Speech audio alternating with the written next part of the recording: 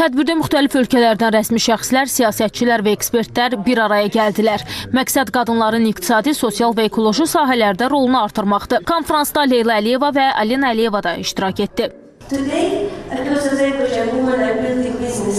Bugün bütün Azərbaycan üzrə qadınlar biznes qurur, ictimai təşəbbüslərə rəhbərlik edir və real təsir yaradırlar. Təkcə keçən il qadınlar Azərbaycanda məşğul əhalinin təxminən 50%-ni təşkil edirdi ki, bu da onların iqtisadiyyatımızda fəal və vacib rol oynadıqlarını göstərir.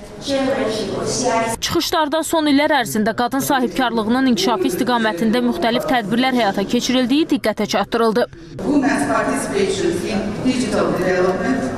Qadınların süni intellekt sahəsinə və rəqəmsal inkişafa cəlbi onların bu proseslərdə birbaşa iştirakı əsas məsələlərdəndir. Bu, qadınların sosial dayanıqlığını artırır.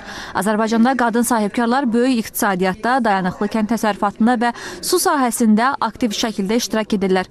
Qadınlar həm rəqəmsal mühitdə, həm də ətraf mühit sahəsində fəaliyyət göstərirlər. Kiçik və orta biznesdə qadın sahibkarlığı, süni intellekt və rəqəmsallaşmanın imkanları mövzusuna həsr edilən panel müzakirələrdə rəqəmsal transformasiya və innovativ yanaşmalar ön plana çıxarıldı. Özbəkistan, Türkiyə, Azərbaycan, Pakistan və digər ölkələrin nümayəndələri çıxış edərək qadın sahibkarlığının inkişafı üçün yeni imkanlardan danışdılar.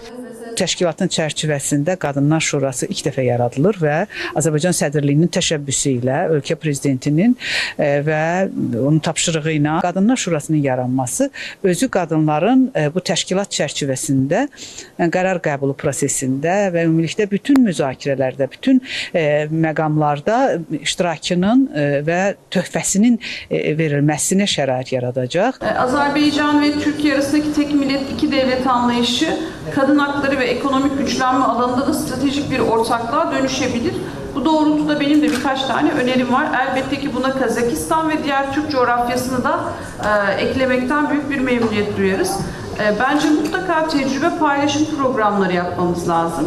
Barış için, işbirliği için ve birlikte gelişme için kadının sesi duyulmalı, kadının rolü güçlenmeli. Eğer bu olmazsa o zaman bizim toplum tam olmaz. Tədbirin ikinci paneli isə ətraf mühitin qorunması və dayanıqlılığının gücləndirilməsində qadın liderliyinə həsr olundu.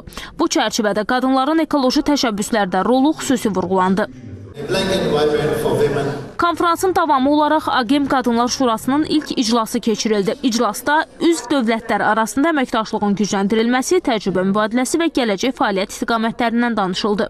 Bildirildi ki, bu cür beynəlxalq platformalar qadınların qərar vermə prosesində iştirakını artırmaqla yanaşı, davamlı inkişaf məqsədlərinə nail olunmasına da töhfə verir.